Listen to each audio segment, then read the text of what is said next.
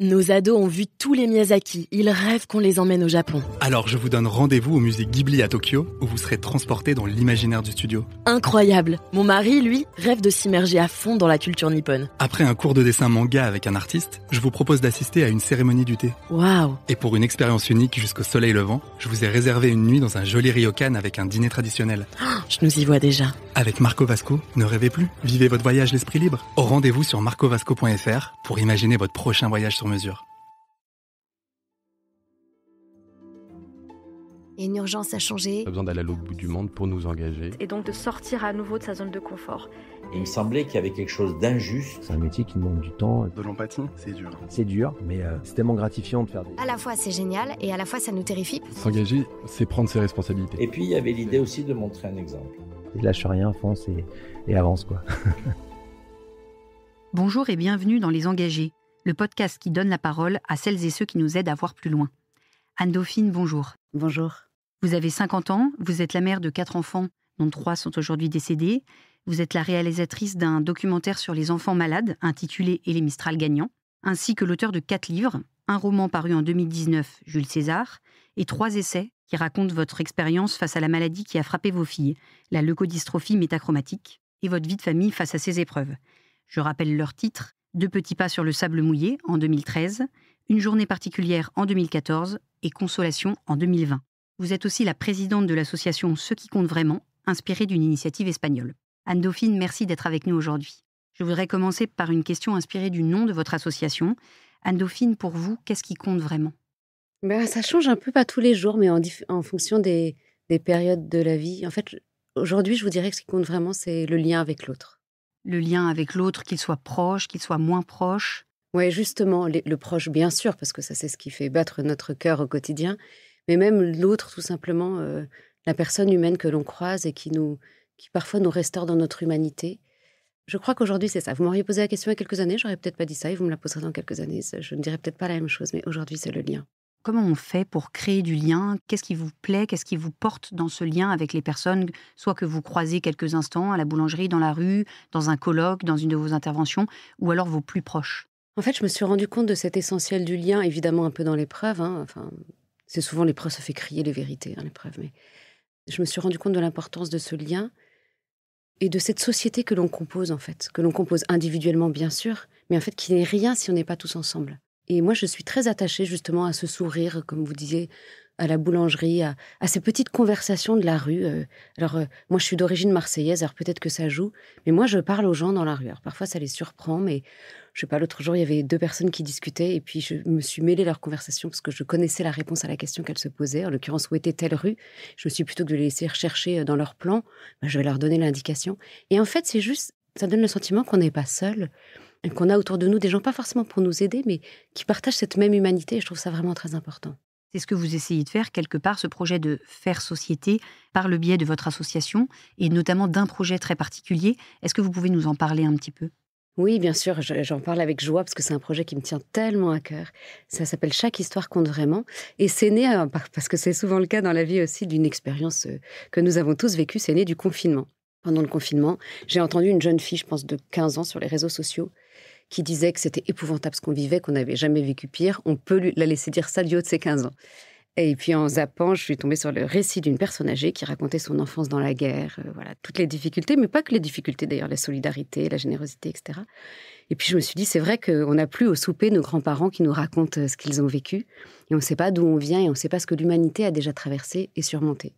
Et j'ai eu envie de reconnecter ces générations, et j'ai créé donc ce projet qui s'appelle « Chaque histoire compte vraiment », et qui invite des lycéens à écrire le récit de vie d'une personne âgée qu'ils ne connaissent pas, et qui réside principalement en EHPAD. Et alors, à combien en sommes-nous ? Combien de lycéens ont déjà porté ce projet avec les personnes âgées ? Combien de maisons de retraite ou d'EHPAD sont concernées ? Alors là, vous me mettez en difficulté parce que je suis nulle en maths. La première année, c'était donc il y a 3 ans, on avait 17 récits de vie. L'année dernière, on en avait 85. Cette année, on en a près de 250. L'année prochaine, on aura entre 350 et 500. On a, je pense, 25 établissements en ce moment engagés dans le projet, une trentaine d'EHPAD. Alors, ce n'est pas que des EHPAD, c'est aussi des maisons de retraite. Et puis, on développe un partenariat avec les HLM. Et ça ne fera que grandir. Ce n'est pas uniquement parisien. On a aussi une présence dans les territoires qui, elle aussi, prend de plus en plus de place et on en est ravis. Quel bilan tirez-vous de ces 3 premières années? Qu'en disent les personnes âgées? Qu'en disent les lycéens qui participent? Qu'est-ce qu'ils en retiennent? Je suis émerveillée de ce qui se joue, de ce qui se noue plutôt, de ces rencontres qui se créent, de ce qui est raconté. Il faut savoir que les lycéens sont volontaires pour écrire, les personnes âgées sont volontaires pour raconter leur histoire, mais ils ne se connaissent pas, ils n'ont pas en apparence de lien ou de points communs. On fait un petit speed dating au cours duquel on crée des duos, et puis après le jeune va toutes les semaines rendre visite à la personne âgée, et ça marche à tous les coups. Enfin, nous on se dit, oulala, est-ce qu'ils vont s'entendre? Mais en fait, c'est impressionnant. Alors, il y a des vieux grincheux, il y a des jeunes mal dans leur peau, il y a toute cette réalité de la vie, où il y en a des très joyeux, des exubérants, des taiseux, il y a de tout. Mais en fait, c'est vraiment une relation qui se tisse, une relation de confiance. La personne âgée raconte sa vie, alors tout ou partie. Parfois, il y en a qui racontent, il y a un monsieur qui va raconter que son élevage d'escargots, par exemple. Il y en a beaucoup qui racontent leur enfance, parce qu'ils ont des problèmes de mémoire qui fait que l'instantané est plus compliqué que l'enfance, c'est encore bien clair dans leur tête. Vraiment, on voit les personnes âgées être restaurées dans cette fin de vie, ou ce bout de vie, c'est pas toujours la fin, mais ce bout de vie qui est parfois compliqué. Ils sont isolés, ça on le sait, mais pas qu'isolés socialement. C'est-à-dire qu'ils ont l'impression qu'ils ne comptent plus pour personne. Et quand un jeune s'approche d'eux très désintéressé pour recueillir le témoignage de vie, ça redonne de la vie à leur vie, même à ces derniers jours, parfois.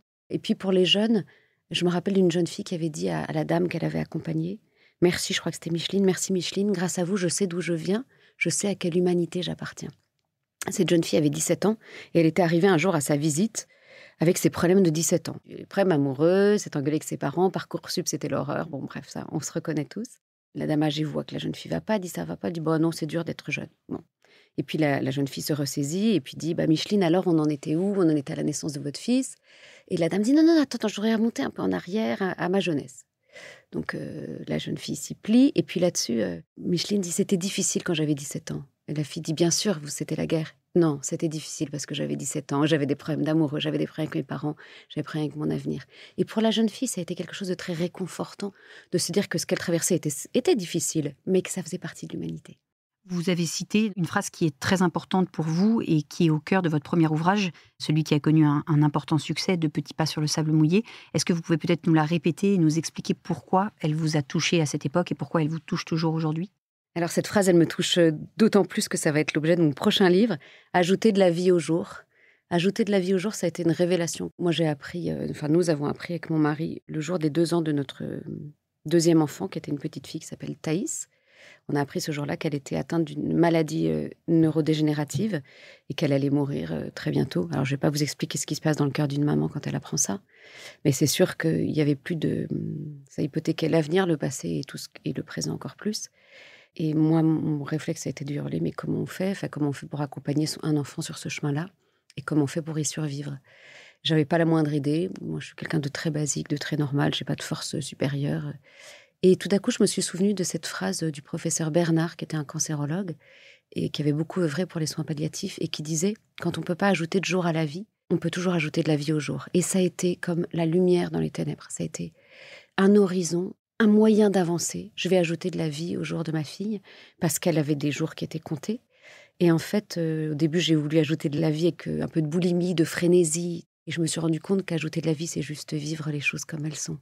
Et que c'est valable, bien sûr, dans l'épreuve et que c'est souvent dans ces moments-là qu'on se ressaisit et qu'on se tourne vers ce qui compte vraiment. Mais en fait, même dans la tranquillité du quotidien, vivre, et non pas exister, mais vivre pleinement chaque instant. Ce mantra, vous l'avez appliqué avec votre fille Thaïs et aussi avec votre fille Azilis, qui avait la même maladie. Quel grand principe de vie, quelle grande force et quelle grande difficulté peut-être aussi vous en avez tiré et qui vous suivent encore aujourd'hui. J'ai réalisé que le seul engagement que pouvait prendre un parent, c'était de tout faire pour aimer son enfant tout au long de sa vie, quelle que soit sa vie. Voilà. Moi, quand mes enfants sont nés, je les imaginais en pleine santé et pensais qu'ils allaient tous vivre longtemps. Et pour moi, c'est la promesse que je leur faisais, c'était qu'ils allaient vivre jusqu'à 99 ans ou plus de 100 ans, parce que cette génération-là vivra plus longtemps, qu'ils seraient heureux, qu'ils seraient amoureux, qu'ils réussiraient, etc. En fait, ça, je ne peux pas leur garantir. Rien de tout ça. La seule chose que je peux leur garantir, c'est que je les aime. Et ça m'a aussi recentré vers un essentiel, à ma hauteur, à ma portée aussi. Et peut-être la chose que j'ai le plus retenue, et même un peu plus tard, avec les événements qui m'ont frappée plus tard, c'est que la souffrance, ça rend pas fort. Ça rend pas fort. À aucun moment, la souffrance, ça rend fort. Je pense que c'est une des grandes erreurs que l'on croit, c'est de chercher une force dans la souffrance. Il n'y en a pas. La souffrance, ça rend que fragile. Ça ouvre des plaies en nous, au sens propre ou figuré. Ça révèle nos failles aussi. Et la seule chose qui nous rend fort, c'est d'être consolés dans cette souffrance. C'est justement le titre de votre dernier ouvrage, ce très beau nom, La Consolation.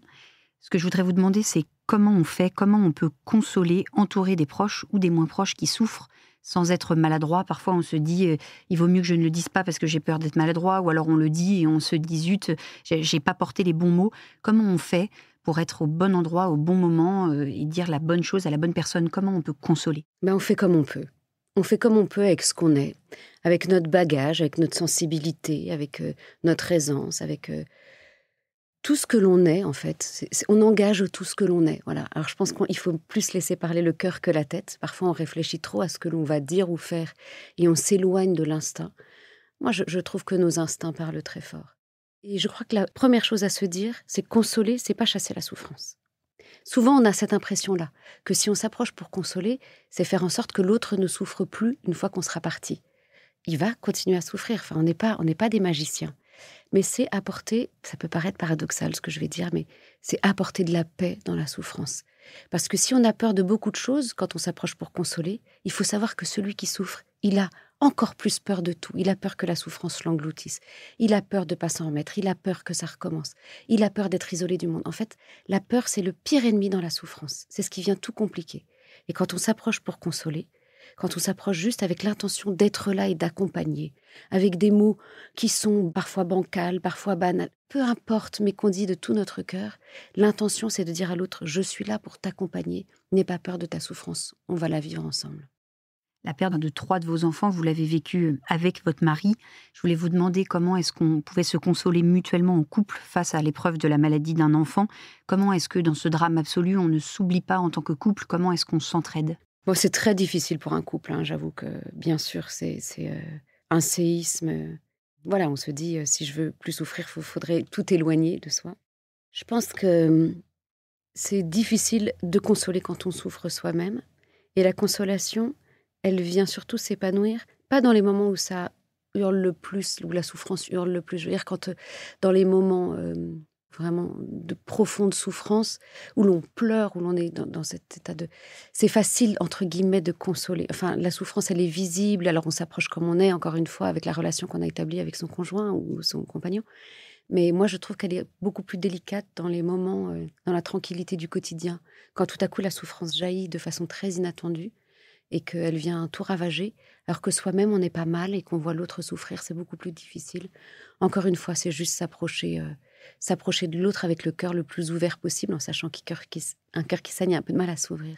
Et puis nous, on est un couple assez banal. Enfin, je veux dire, on n'a pas non plus des forces de super-héros, mais on a fait souvent de notre couple notre priorité. Et on fait très attention l'un à l'autre. On fait très attention à notre couple et on se dit le plus souvent possible qu'on s'aime. Vous n'hésitez pas à évoquer votre foi chrétienne. Comment vous a-t-elle aidé dans les moments les plus difficiles et puis peut-être encore aujourd'hui au quotidien? J'aurais aimé que ce soit un soleil éblouissant qui m'apporte toutes les réponses et puis qui m'empêche de souffrir. Et voilà. Et puis j'ai compris que c'était pas ça la foi, et que c'était pas ça la relation qui m'unit à plus grand que moi. Et j'aime suivre une étoile dans la nuit. Je suis juste une étoile dans la nuit. Les ténèbres sont toujours très présents dans ma vie, mais ils sont éclairés comme par cette petite étoile des bergers que je suis avec beaucoup de confiance, qui change beaucoup de choses quand même. J'ai eu la chance, au tout début de notre vie perturbée, quand on a appris la maladie de Thaïs, j'ai eu la chance très instinctivement de ne pas me poser la question pourquoi. Je ne sais pas pourquoi ça m'a échappé. J'ai hurlé comment je vais faire? Et dans ce comment, en fait, j'ai cherché des alliés, j'ai cherché qui pouvait me soutenir et j'ai vraiment senti une proposition du ciel pour me soutenir aussi dans ces moments-là. Est-ce que tu veux de moi? Est-ce que tu veux de moi? Est-ce que tu veux de cet amour dont j'ai jamais eu autant besoin que quand j'étais vraiment fracassée par l'épreuve? Maintenant, le pourquoi, c'est une discipline de vie de ne pas me poser la question. Je la fuis régulièrement. Et voilà. Et puis de temps en temps, dans mes nuits d'insomnie, je tutoie les étoiles. Vous évoquiez à l'instant les ténèbres qui parfois vous entouraient et vous engloutissaient. Mais sur votre compte Instagram, vous êtes assez active. Vous vous définissez comme parisienne, auteure, amoureuse, maman, chercheuse de bonheur. Malgré toutes les épreuves que vous avez traversées, malgré ces ténèbres que vous évoquiez, ce bonheur, l'avez-vous trouvé ? Alors, je pense pas que je l'ai trouvé dans le sens de la quête. Quand je dis chercheuse de bonheur, c'est que moi, je fouille tout le temps. Pas du tout dans une quête absolue du positivisme, parce que j'aime pas la pensée positive quand il pleut. Alors, j'adore Zao de Sagazan, et elle a bien raison de dire qu'il fait toujours beau au-dessus des nuages, mais quand on est en dessous et que ça tabasse, on est en dessous et ça tabasse, quoi. Mais je cherche pas le bonheur dans une quête de positivisme absolu, mais juste parce que je trouve qu'il y a tellement de belles choses qui nous entourent tout le temps, que de temps en temps, ça vaut le coup de s'arrêter pour les regarder. En fait, ce bonheur, je ne l'ai pas trouvé, j'ai réalisé qu'il était là en moi.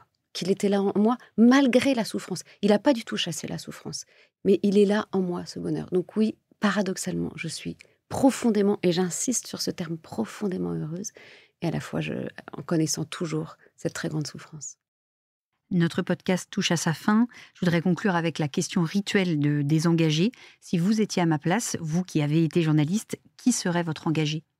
Je pense que ça serait l'une des personnes âgées du projet Chaque Histoire compte vraiment, mais je ne sais pas laquelle en fait, parce que je pensais à l'une d'elles mais qui est décédée, donc ça ne sera pas possible. N'importe laquelle, justement. Je crois que n'importe laquelle de ces personnes qui ont traversé un siècle avec des vies franchement banales. La plupart du temps, elles disent qu'elles n'ont rien à raconter, mais elles ont toute une vie et toute une époque à raconter. Donc n'importe laquelle des 250 personnes qui participent au projet aurait sa place derrière ce micro.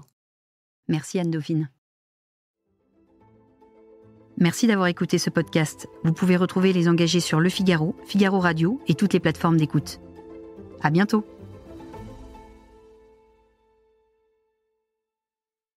Nos ados ont vu tous les Miyazaki. Ils rêvent qu'on les emmène au Japon. Alors je vous donne rendez-vous au musée Ghibli à Tokyo, où vous serez transportés dans l'imaginaire du studio. Incroyable. Mon mari, lui, rêve de s'immerger à fond dans la culture nippone. Après un cours de dessin manga avec un artiste, je vous propose d'assister à une cérémonie du thé. Waouh. Et pour une expérience unique jusqu'au soleil levant, je vous ai réservé une nuit dans un joli ryokan avec un dîner traditionnel.